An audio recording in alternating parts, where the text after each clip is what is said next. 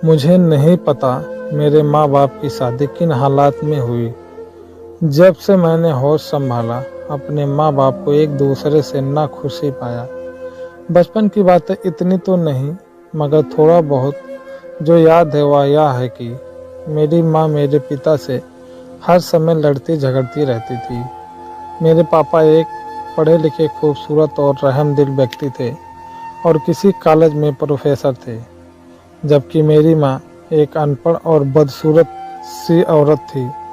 ऐसे शब्द अपनी माँ के लिए बोलना सही तो नहीं है, लेकिन पूरी कहानी सुनकर आपको अंदाज़ा होगा कि मैंने ऐसा क्यों कहा।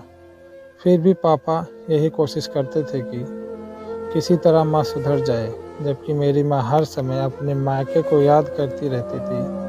वह कहती थी कि वहाँ उनको बहुत आज़ादी थी, शायद यही उनके खुश रहने की वजह थी। और मेरे पापा जो एक बहुत अच्छे इंसान थे, माँ पर पाबंदियाँ लगाए रखते थे। मेरी माँ कभी भी अपने मायके नहीं गई थी और ना ही कोई वहाँ से उनसे मिलने आता था। जब मैं 13 साल की हो गई तो मेरी माँ ने अपने मायके वालों से बातचीत की। उनके बहुत बार फ़ोन करने पर उनका भाई उनसे मिलने के लिए आया। अपने मामा को देखकर एक दफ़ा तो मैं घबरा ही गई थी। वह स्याह रंग का एक बहुत ही मोटा और बहुत ही बुरा इंसान था। चेहरे पर एक गहरा जख्म का निशान था और बातचीत से भी बहुत बुरा इंसान लग रहा था। मेरी माँ ने उसका नाम शुभम बताया। पापा को उसका हमारे घर आना बिल्कुल भी अच्छा नहीं लगा था। वह नाराज़ होकर घर से चले गए और जाते जाते माँ को कह गए, जब मैं वापस आऊँ तो मुझे यह नज़र नहीं आना चाहिए। मेरी माँ ने पापा को जाते ही उनकी आओ भगत शुरू कर दी।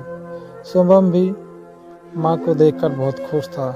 दोनों काफ़ी देर तक बातें करते रहे और फिर जैसे वह व्यक्ति अचानक आया था, वैसे ही घर से अचानक चला गया।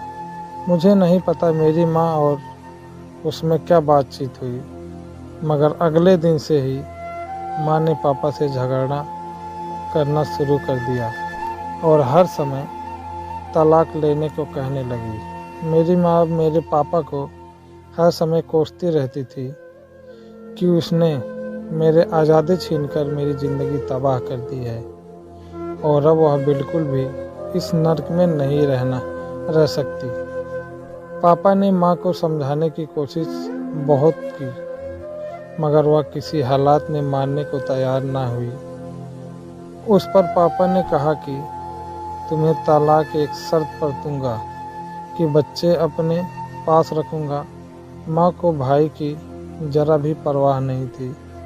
वह वैसे भी हर समय बीमार रहता था और माँ की गोद में जाने के लिए रोता रहता था, जबकि माँ उसे धुतकारती रहती थी। लेकिन मेरी माँ मुझे नहीं छोड़ना चाहती थी। मैं अपने पापा से बहुत प्यार करती थी और वह भी मुझे बहुत चाहते थे। माँ को शायद इस बात का पता था कि मैं हरगिज़ उनके साथ नहीं जाऊंगी, इसलिए चोरी छिपे शुभम के साथ मिलकर उन्होंने प्लान बनाया और एक रात सबको दूध में नशा मिलाकर पिला दिया। बेहोशी में मुझे इतना याद रहा है कि रात को माँ ने शुभम के साथ मिलकर मुझे गाड़ी में बैठाया और फिर चल दिए। अगली सुबह जब मुझे होश आया तो मैं माँ से मायके में थी। अजीब सी जगह और बहुत ही गंदा सा घर था, जो एक बहुत ही पतली और छोटी सी गली में था, जिसमें शुभम की तरह के और बहुत सी औरतें, मर्द और बच्चे मौजूद थे। मैं घबरा कर रोने लगी। पापा बहुत याद आ रहे थे। जब मैंने ज़्यादा चीखना चिल्लाना शुरू कर दिया तो शुभम ने मुझे बुरी तरह मारा और धमकी दी कि अब आवाज़ निकाली तो मैं तुम्हारे भाई का गला घोट दूंगा। यही नहीं, उसने यह कमज़ोर से बच्चे को उठाकर ज़मीन पर पटक दिया, जिससे वह मासूम बेहोश हो गया। मैं अपने भाई से बहुत प्यार करती थी, इसीलिए उसकी खातिर चुप हो गई। मुझे बहुत हैरत हो रही थी कि मेरी माँ दूर बैठी तमाशा देख रही थी, जैसे उसका हमसे कोई संबंध ही ना हो। मेरी उम्र उस समय कोई 13 या 14 साल होगी। खैर, मुझे अंदाज़ा हो गया कि माँ का संबंध किसी तरह के लोगों से था। यह लोग अपनी बेटियों से धंधा करवाते और उनकी कमाई से ऐश करते रहते थे। अपने रंग और रूप की वजह से उनके लिए एक सोने की चिड़िया थी, इसीलिए मेरी वहाँ बहुत देखभाल की जा रही थी। माँ ने मुझे शुभम के हवाले कर दिया और खुद नशा करके पड़ी रहती थी। शुभम मुझे हर तरह के लोगों के पास ले जाता और मेरी कमाई पर ऐश करता। मेरी कमजोरी मेरा भाई था। मेरा भाई उसके पास था, जिसकी वजह से मुझे ब्लैकमेल किया जाता था। मैं जानती थी कि अगर मैं भाग गई तो मेरे भाई को वह जिंदा नहीं छोड़ेंगे। वैसे भी शुभम पुलिस और बड़े बड़े आदमियों से संबंध रखता था। ऐसे हालात में मुझे किसी से मदद की कोई उम्मीद नहीं थी। मुझे हैरत थी कि मेरे पापा ने मेरी कोई मदद क्यों नहीं की। वह हमें ढूंढते हुए क्यों नहीं आए। मैं इसी ज़िंदगी से बहुत नफरत करने लगी थी और हर समय ऊपर वाले से प्रार्थना करती रहती थी कि मुझे इस नरक जैसे ज़िंदगी से छुटकारा दे दे। ऊपर वाले ने मेरी प्रार्थना सुन ली। यूँ हुआ कि एक दिन मेरी माँ ने मुझे सिंदूक से कपड़े निकालने को कहा। मैंने सिंदूक खोला तो उसमें एक पुरानी सी एल्बम पड़ी थी, जिसमें मेरे पापा की तस्वीर थी। मैंने वह तस्वीर निकाल कर छुपा ली और वॉशरूम जाकर उस तस्वीर को देखकर बहुत रोती रही। मेरे आंसुओं से वह तस्वीर भीग गई और तस्वीर के भीगने से उस पर लिखा हुआ एक टेलीफोन नंबर सामने आ गया, जिसकी स्याही मिट चुकी थी, लेकिन पेन के दबाव से पढ़ने वाले निशान अभी बाकी थे। मैंने वह नंबर याद कर लिया और अपने पापा की वह तस्वीर छुपा ली। अब मैं इस अंदाज में रहने लगी कि इस नंबर पर कॉल करूंगी और देखूं कि आखिर यह किसका नंबर है। एक दिन मुझे मौका मिल ही गया। शुभम एक व्यक्ति को लेकर आया। वह शराब के नशे में धुत था। मेरे पास आते ही वह सो गया। उसका मोबाइल उसके हाथ में था। मैंने वह नंबर मिलाया तो दूसरी तरफ किसी बूढ़ी औरत ने फ़ोन उठाया। मैंने अपने पापा का नाम लेकर रोना शुरू कर दिया। उन्होंने मुझसे पूछा कि आप जिसका नाम ले रही हैं वह आपके कौन हैं। मैंने बताया कि वह मेरे पापा हैं। इतने में उस औरत की आवाज़ भारी सी हो गई और उन्होंने फ़ोन किसी आदमी को दे दिया। उस आदमी ने बड़े प्यार से मुझसे कहा कि बेटी तुम किस जगह हो। मुझे उस जगह के बारे में जितना पता था मैंने बता दिया। उसने मुझसे कहा कि यह बात किसी को पता नहीं चलनी चाहिए कि तुम्हारी हर लोगों से कोई बात हुई है। उसके बाद टेलीफोन बंद हो गया। मुझे डर था, अगर सुबह यह बात शुभम को पता चली तो क्या होगा। सुबह होते ही मेरे कमरे का दरवाज़ा ज़ोर ज़ोर से बजने लगा। मैंने घबरा कर दरवाज़ा खोला तो शुभम और मेरी माँ की दुख भरी शक्ल नज़र आई। उन्होंने मुझे जल्दी से पीछे दरवाजे से निकलने को कहा। जैसे ही हम पिछले दरवाजे पर पहुँचे तो गली में पुलिस की गाड़ियाँ नज़र आई। वाह, हम वापस पलटे, मगर तब तक बहुत देर हो चुकी थी। पुलिस के सिपाही हमारे सर पर पहुंच चुके थे। उन्होंने फ़ौरन मेरी माँ को गिरफ्तार किया और थाने ले गए। वहाँ पर एक बूढ़ी औरत और एक बूढ़ा आदमी मौजूद था। उनका चेहरा मेरे पापा जैसे लग रहा था। मैंने रोना शुरू कर दिया। उस औरत ने फ़ौरन मुझे अपने सीने से लगा लिया और मुझे तसल्ली दी। थानेदार ने हमें फ़ौरन उन दोनों के हवाले कर दिया गया। वह लोग हमें एक आलीशान हवेली में ले आए। हवेली की हर दीवार पर मेरे पापा की जवानी तस्वीर लगी हुई थी। मेरे पूछने पर उन्होंने बताया कि हम दोनों मेरे दादा दादी थे।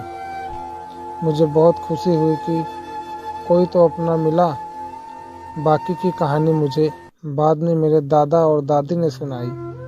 मेरे पापा एक बहुत अच्छे व्यक्ति थे। किसी बात पर उनका दादा से झगड़ा हुआ तो उन्होंने घर छोड़ दिया। जिद्दी इतने थे कि फिर बात तक ना की। मेरे दादा ने उन्हें बहुत ढूंढा मगर कामयाब ना हुई।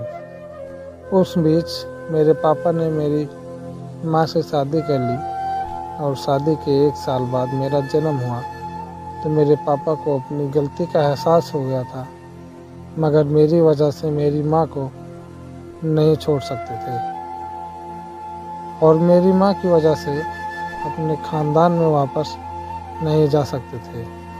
खैर हम बहन भाई को अपने दादा के घर से सुकून मिल गया और थानेदार ने पूछने पर शुभम और मेरी माँ ने बताया कि उन दिन मुझे किडनैप किया गया था तो उन दोनों ने मिलकर मेरे प्यारे से पापा का गला घोट दिया था।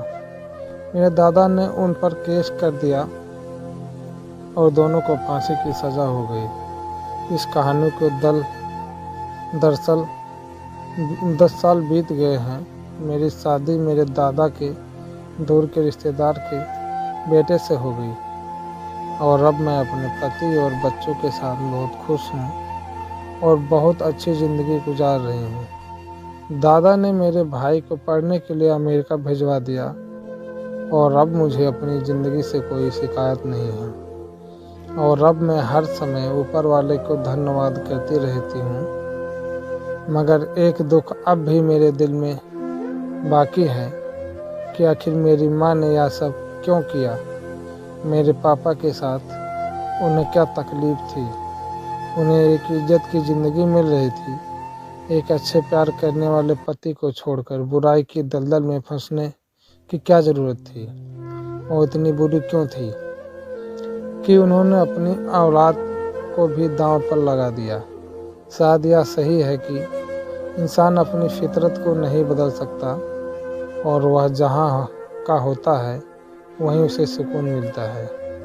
बस ऊपर वाले से यही प्रार्थना करती हूँ कि ईश्वर किसी को ऐसी माँ न दे जो खुद अपने हाथों अपनी बेटी अपने जिगर के टुकड़ों को रोज़ इस तरह दरिंदों के सामने फेंक दे सिर्फ अय्याशी के लिए।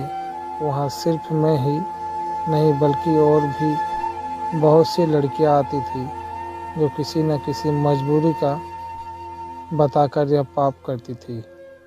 लेकिन मैं कहती हूँ कि इंसान कितना ही मजबूर क्यों ना हो, अगर कोई उसे ब्लैकमेल नहीं कर रहा है जैसे मेरी माँ ने मुझे किया, तो ऐसे पाप से बचो। मेहनत मजदूरी करके पेट पाले, ऊपर वाला सब बेटियों के नसीब अच्छे करे। याद रखें, आज आप किसी बेटी के साथ जैसा व्यवहार करेंगे कल आपकी बेटी के साथ भी वैसा होगा।